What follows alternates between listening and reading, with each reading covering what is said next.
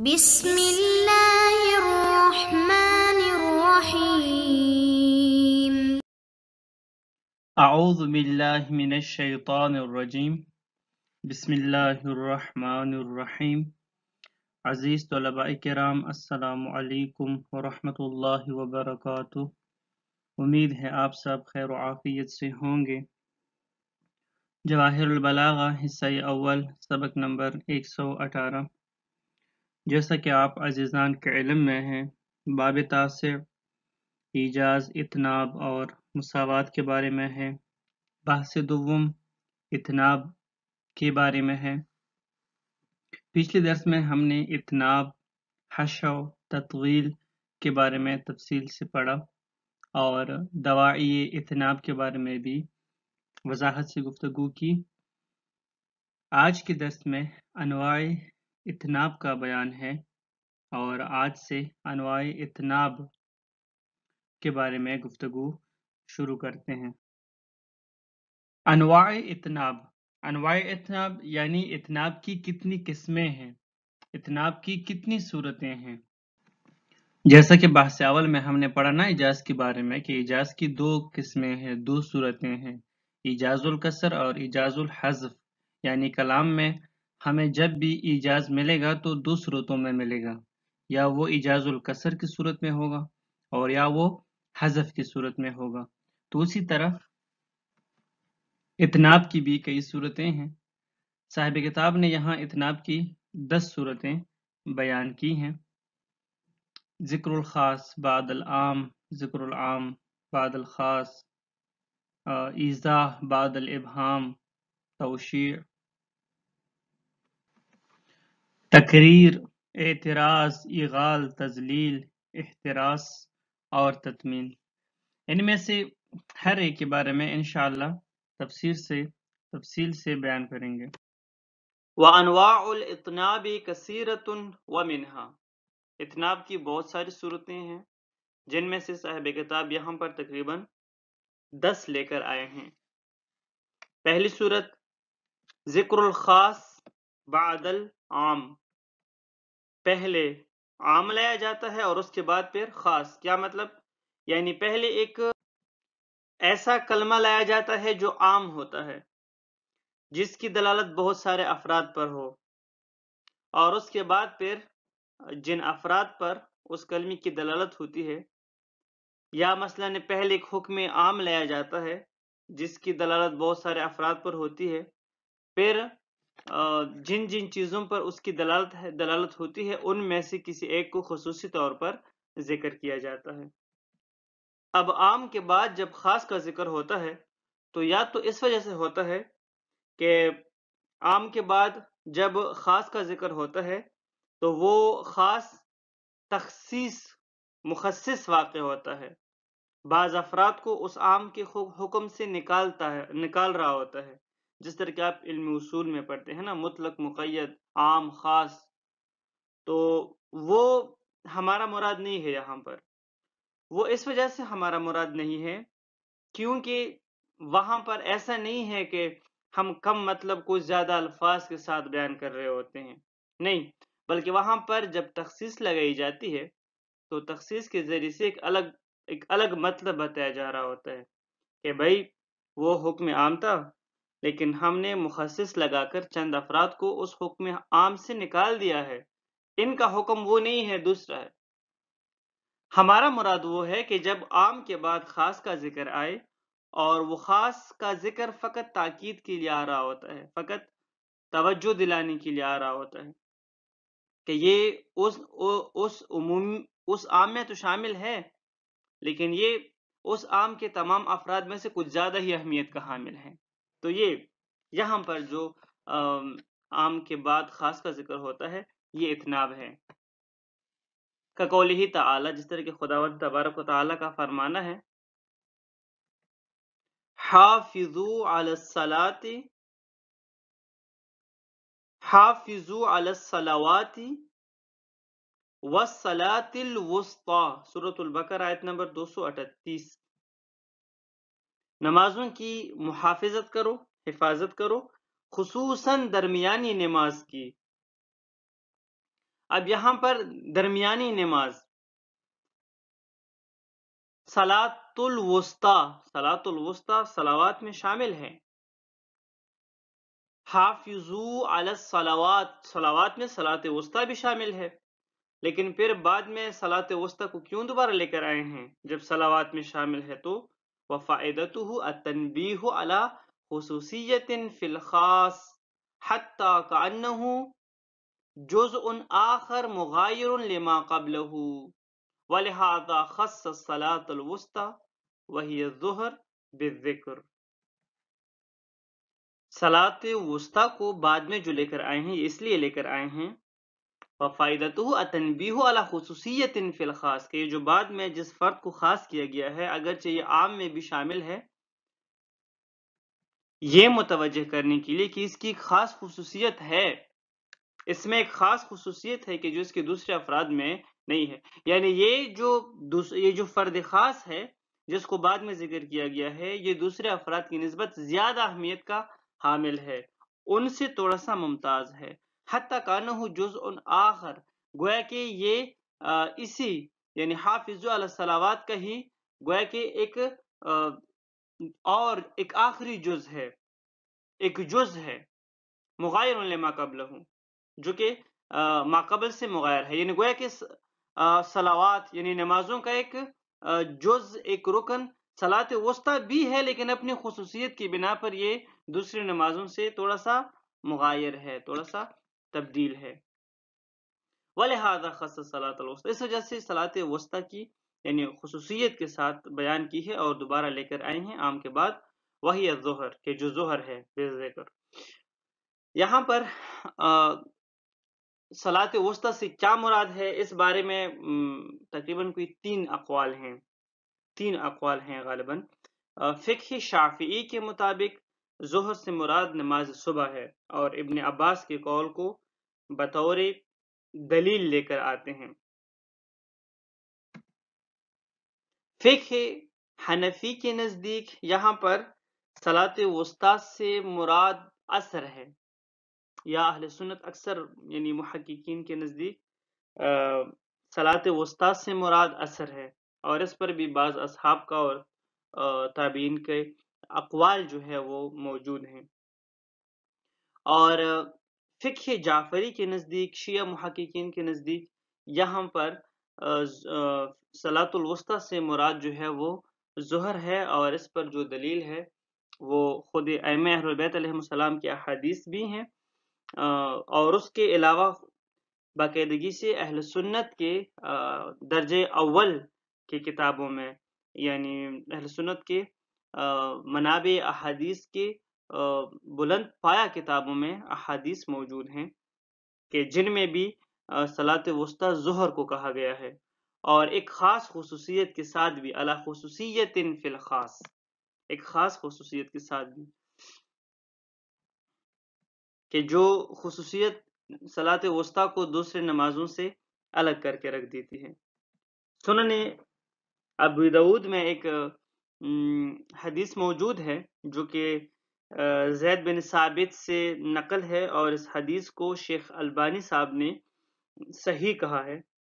وہ یہ ہے کہ رسول اللہ صلی اللہ علیہ وآلہ وسلم ظہر کی نماز دوپہر کے وقت میں پڑھا کرتے تھے، اور اصحاب رسول کے لیے اس نماز سے بڑھ کر اور کوئی نماز سخت نہ ہوتی تھی. چنانچہ یہ آیت نازل ہوئی، حافظوا علی الصلوات والصلاۃ الوسطی، نماز کی پابندی کرو اور درمیانی نماز کی. زید نے کہا اس سے پہلے دو نمازیں ہیں یعنی عشاء اور فجر رات کی، اور اس کے بعد بھی دو نمازیں ہیں یعنی عصر اور مغرب. اس آیت میں ایک خصوصیت بیان کی گئی ہے کہ یہ جو یعنی ظہر کی نماز ہے یہ تھوڑا سا زیادہ انسان کے اوپر بوجھ ہوتا ہے، بھاری ہوتا ہے. اس روایت میں جو خصوصیت بیان کی گئی ہے تو اس کو مد نظر رکھتے ہوئے یعنی پھر روایت بھی ہے، یعنی شیعہ اہل سنت دونوں فریقین کے ہاں نماز ظہر صلاۃ وسطی سے مراد نماز ظہر ہی ہے، تو اس پر احادیث موجود ہیں. تو اس خصوصیت کو اگر ہم مد نظر رکھیں جو اس روایت میں ہے، تو جس طرح کہ یہاں پہ کہا گیا ہے کہ علی خصوصیت فی الخاص، کہ اس میں ایک خاص خصوصیت ہوتی ہے، کہ جس کی بنا پر اس کو لایا جاتا ہے، اس کی اہمیت کی پیش نظر تو نماز ظہر ہی ہو سکتا ہے کہ مراد ہو۔ البتہ شیعہ جتنی بھی یعنی کلامی نظریات ہیں یا فقہی شیعہ جو آراء ہیں، فقہ میں جو شیعہ نقطۂ نظر ہیں، اگر ہم دیکھیں تو بالعموم جتنی بھی مسئلے مسائل ہیں کہ جہاں پر شیعہ ایک خاص نقطۂ نظر رکھتے ہیں دوسرے فقہوں سے الگ، تو ایسا نہیں ہے کہ یہ فقط شیعہ کتب حدیث میں آیا ہوا ہے، بلکہ جس طرح کہ یہاں پر ہم ایک حدیث لے کر آ گئے سنن ابی داؤد سے، تو ہر مسئلے پر ایسے ہی ہے کہ جہاں پر بشروں کے ایک الگ نقطۂ نظر ہے تو وہاں پر ہم یہ بھی دیکھتے ہیں کہ بالاتفاق اہل سنت کے درجے اول کے کتب احادیث میں اس نقطۂ نظر کو کہ جو شیعوں کا ہے اس بارے میں باقاعدگی سے صحیح السند احادیث وارد ہیں، حتیٰ کہ مثلا متعہ کہ جس پر مثلا شیعوں کو زیادہ متہم کیا جاتا ہے، صحیح بخاری میں کئی احادیث ہیں، اسی طرح صحیح ستہ میں احادیث مستفیضہ ہیں کہ جن سے متعہ کا جواز ثابت ہے، اور بہت سارے اصحاب ایسے تھے کہ جو رسول خدا صلی اللہ علیہ وآلہ وسلم کی وفات کے بعد بھی متعہ کے جواز کے قائل تھے اور آخر دم تک قائل ہیں، یعنی قائل رہے ہیں۔ ان میں سے ابن عباس جیسے شخصیات جو یعنی اس امت کے یعنی ایک عظیم پایہ یعنی علمی حوالے سے عظیم پایہ شخصیات میں سے ہیں، ایسی شخصیات بھی متعہ کی جواز کے آخر تک قائل رہے ہیں۔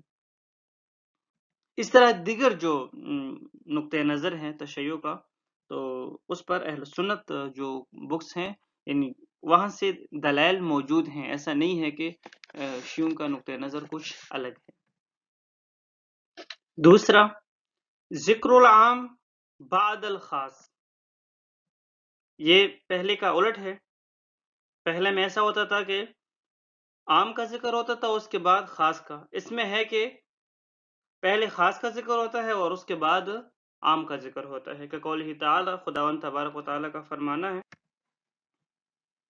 رب اغفر لی ولوالدی ولمن دخل بیتی مؤمنا وللمؤمنین والمؤمنات، سورۃ النوح آیت نمبر 28۔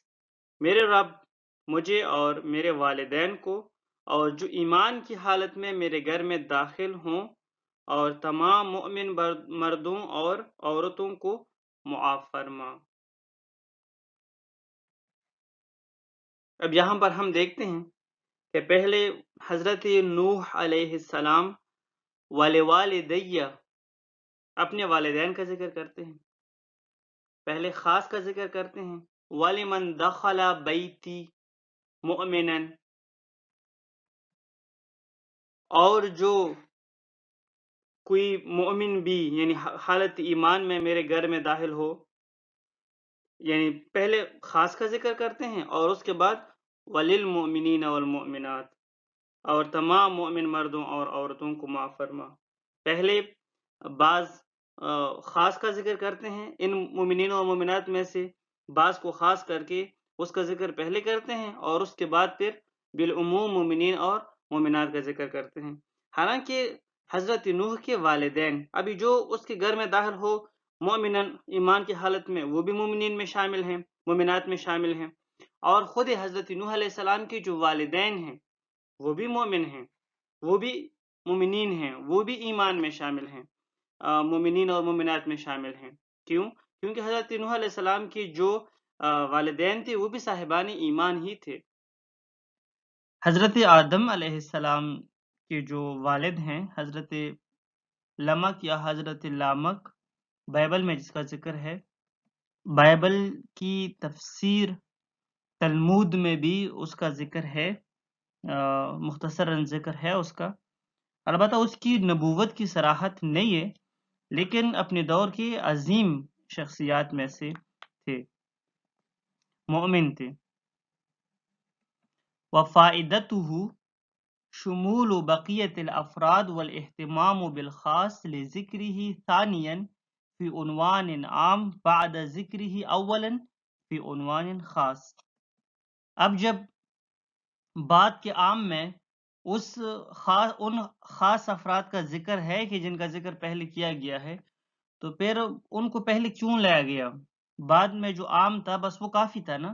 نہیں، یہ اس وجہ سے لایا گیا تاکہ یہ بتایا جائے کہ یہ تھوڑے سے زیادہ اہمیت کے حامل ہیں، ان کے بارے میں کچھ زیادہ ہی اہتمام کیا گیا، انہیں پہلے لایا گیا خصوصیت کے ساتھ، ان کی اہمیت کے پیش نظر۔ اتناب کی صورتوں میں سے تیسری صورت ہے الایضاح بعد الابہام، یعنی پہلے ایک چیز کو مبہم طور پر بیان کیا جاتا ہے، اس کے بعد پھر اس کی وضاحت کی جاتی ہے۔ پہلے ایک چیز کو مبہم بیان کریں پھر اس کی وضاحت کریں تو پہلے سے اس کی وضاحت کریں نا، پھر پہلے کیوں مبہم بیان کیا گیا کہ دوبارہ اس کی وضاحت کی گئی؟ یہ اس وجہ سے کہ لتقریر المعنی فی ذہن السامع بذکرہ مرتین، مرتن علی سبیل الابہام والاجمال ومرتن علی سبیل التفصیل والایضاح فیزیدہ ذالک نبلا و شرفا۔ پہلی ایک چیز کو مبہم بیان کیا جاتا ہے، اس کے بعد اس کی وضاحت کی جاتی ہے، کیوں؟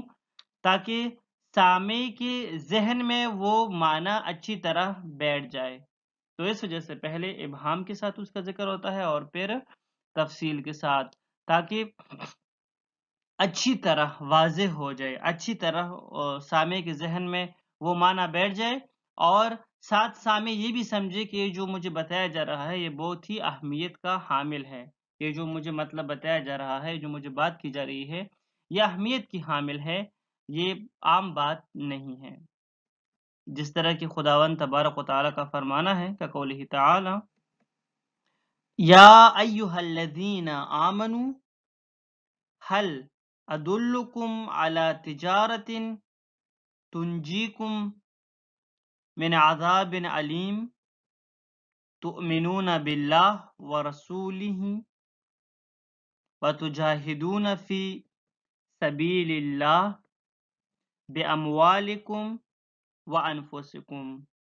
سورۃ الصف آیت نمبر 10 اور 11۔ اے ایمان والوں، کیا میں ایسی تجارت کی طرف تمہاری رہنمائی کروں جو تمہیں دردناک عذاب سے بچائے، اور وہ یہ کہ تم اللہ پر اور اس کے رسول پر ایمان لے آؤ اور اپنی جانوں اور اپنے مال سے راہ خدا میں جہاد کرو۔ اب یہاں پر ہم دیکھتے ہیں کہ پہلے ابہام ہے اور اس کے بعد وضاحت ہے۔ حل ادلکم علی تجارت تنجیکم من عذاب علیم، کیا میں ایسی تجارت کی طرف تمہاری رہنمائی کروں جو تمہیں دردناک عذاب سے بچائے؟ تو اب یہاں پر بات واضح نہیں ہے کہ وہ تجارت کون سی ہے کہ جس کی وجہ سے ہم دردناک عذاب سے بچ سکتے ہیں، وہ کیا عمل ہے؟ تو بعد میں اس کی وضاحت کی گئی کہ وہ یہ ہے کہ اللہ اور اس کے رسول پر ایمان لے آؤ اور اپنی جانوں اور اپنے اموال سے راہ خدا میں جہاد کرو۔ یہ کیوں؟ تاکہ مخاطب اچھی طرح سمجھ سکے، یہ بات اس کے ذہن میں بیٹھ جائے، اور یہ بہت ہی اہمیت کی حامل بات ہے۔ اس طرح ایک اور آیت ہے قرآن مجید کی کہ قولہ تعالی وَقَضَيْنَا إِلَيْهِ ذَلِكَ الْأَمْرَ أَنَّ دَابِرَ هَؤُلَاءِ مَقْطُوعٌ مُصْبِحِينَ۔ سورۃ الحجر آیت نمبر 66۔ اور ہم نے لوط کو اپنا فیصلہ پہنچا دیا کہ صبح ہوتی ہی ان کو ان کی جڑ کاٹ دی جائے گی۔ اب یہاں پر پہلے کیا ہے؟ پہلے ابہام ہے، ہم نے لوط کو اپنا فیصلہ پہنچا دیا، اب وہ فیصلہ کیا تھا ان دابر ہؤلاء مقطوع مصبحین، کہ صبح ہوتی ہی ان کی جڑ کاٹ دی جائے گی۔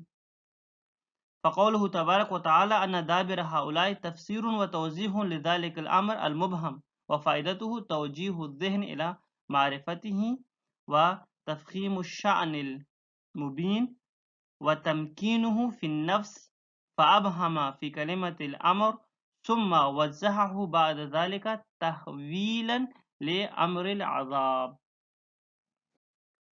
ان دابر هؤلاء مقطوع مصبحین، یہ در حقیقت الامر یعنی ذالک الامر کی تفسیر ہے، توضیح ہے، وضاحت ہے اس ابہام کی جو آیت کے پہلے حصے میں موجود ہے۔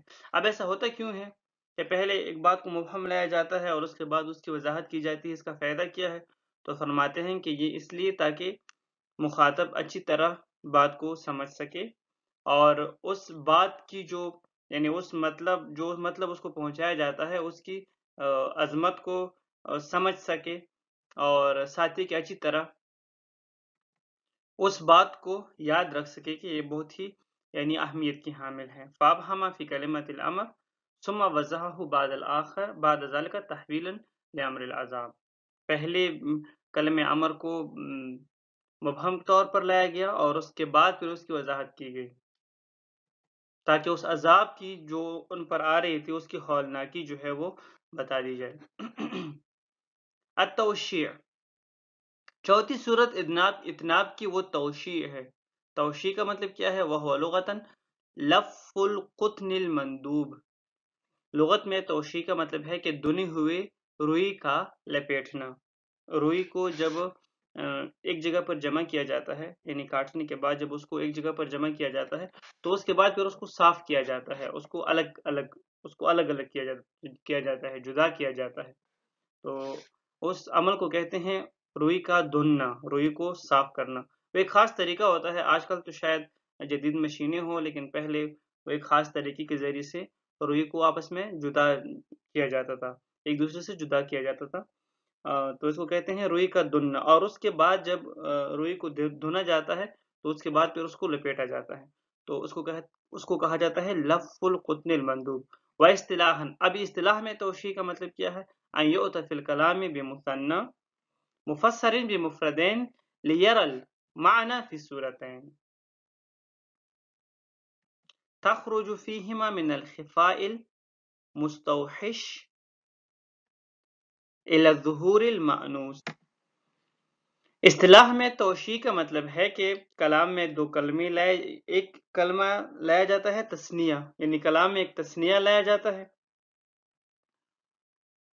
کہ اس کے بعد پھر دو مفرد لائے جاتے ہیں. وہی تثنیہ جو دلالت کرتا ہے دو افراد کے اوپر، تو پھر بعد میں یعنی پہلے وہ تثنیہ لایا جاتا ہے جس میں دو افراد شامل ہوتے ہیں، پھر انہی دو افراد کو بعد میں الگ الگ طور پر ذکر کیا جاتا ہے تاکہ جو ابہام ہے، جو خفا ہے اس مثنیٰ میں، وہ اچھے انداز سے دور ہو جائے اور جو اصل مطلب ہے وہ ظاہر ہو جائے. تو جس طرح کہ مثلا روئی کو مثلا پہلے جدا کیا جاتا ہے اور اس کے بعد پریس کر کے اس کو لپیٹا جاتا ہے، تو یہ بھی گویا کہ اسی طرح ہی ہو گیا کہ پہلے مثلا مطلب ملا ہوا ہوتا ہے پھر اس کو الگ الگ لاتے ہیں، یعنی مثنیٰ میں دونوں شامل ہوتے ہیں، پھر ان میں سے ہر ایک کو الگ الگ ذکر کرتے ہیں، ان کو جدا کرتے ہیں تاکہ اچھی طرح مطلب کو سمجھ سکیں. جس طرح کہ خداوند تبارک و تعالیٰ کا فرمان معذرت کے ساتھ رسول اللہ صلی اللہ علیہ وآلہ وسلم کا فرمانا ہے العلم علمان، علم الابدان و علم الادیان. علم دو قسم کا ہے، العلم علمان. اب یہاں پر علمان تثنیہ ہے. علم الابدان یعنی ابدان کا علم، جسموں کا علم، اور علم الادیان یعنی ادیان مذاہب کا علم. پہلے تثنیہ کو لایا گیا ہے اور اس کے بعد پھر ان میں سے ہر ایک کی وضاحت کی گئی ہے، علم الابدان اور علم الادیان. یہ حدیث موضوعہ میں سے ہیں، اس کی سند ثابت نہیں ہے. رسول خدا صلی اللہ اگرچہ یہ حدیث شیعہ و اہل سنت بعض کتابوں میں موجود ہے، کنز الفوائد میں ہے، اہل سنت کی بھی بعض کتابوں میں ہے، لیکن اس کی سند ثابت نہیں ہے کہ یہ رسول خدا صلی اللہ علیہ وآلہ وسلم کا ہی فرمان ہو، بلکہ بعض محققین کے بقول یہ امام شافعی کا قول ہے. والسلام علیکم ورحمۃ اللہ وبرکاتہ.